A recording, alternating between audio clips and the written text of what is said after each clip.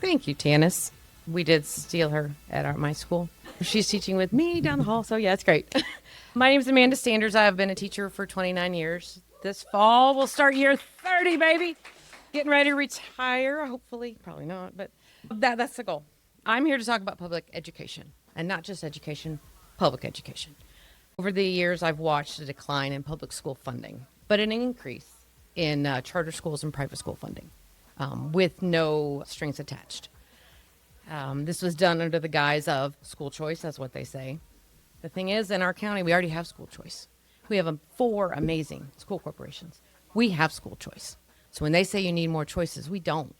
Because you can move your kid wherever you need to, and every one of them will love on your child without paying extra money. It's great. The state says the money follows the student. Somewhat. Attendance, that's our thing. We have an attendance count every year in September.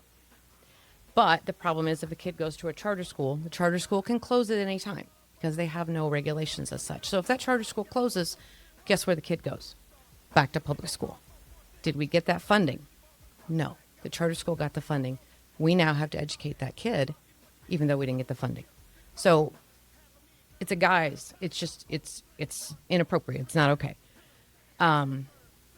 Make sure I keep to my notes because otherwise I will ramble. Sorry, we teachers do that. There's a lot of rules and regulations that are not the same for charter schools and private schools. Private schools they're not required to accept all students. Public schools do that. We accept everybody. We love everybody. We do what we can for all of them.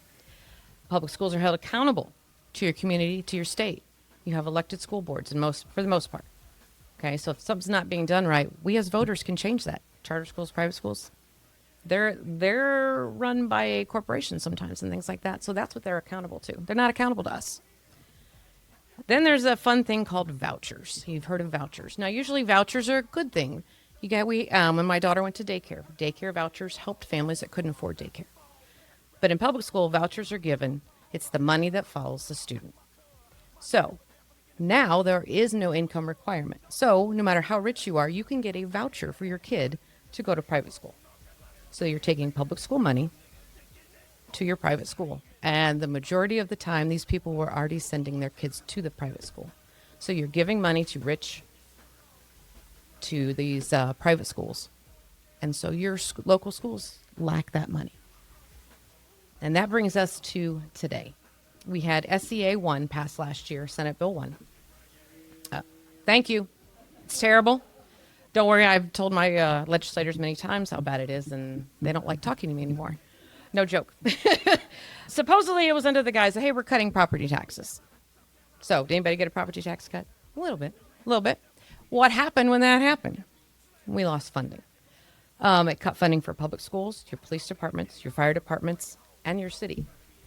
Okay? So many things it cut. Okay, so now schools are scrambling. How do we make up that money? Well, this is what we have to do. We have a hiring freeze, so teachers leave. Okay, they retire. So then you have to move people around. The other thing, we'll have less staff, bigger class sizes. Some schools actually have already sent out RIF notices. A RIF means reduction in force. So some of these teachers already got that, not around here, but in other schools, your Avon, your bigger schools. So on Teacher Appreciation Week last week, they got a RIF notice that they will not be needed. Not needed. Can't afford you next year. So they have to decide, now what do I do? So of course your class sizes will get bigger because you have less staff. So schools are now forced to ask for referendums from the community.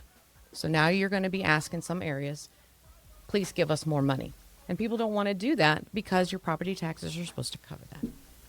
We got a property tax cut. We don't have enough.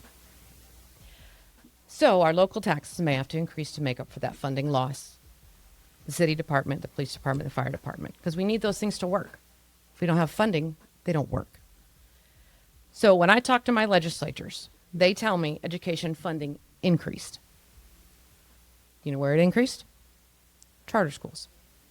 They got an increase. We did not. So when they give you that crap, please push back because it's not true. Okay? They give them a chunk of our money, nothing attached. And I'll make good choices with my words. It's not good. I almost said it. So I am going to support Kelsey because I know Kelsey will listen to me, and she's listened to me many times ramble about how crazy this is, that this happens.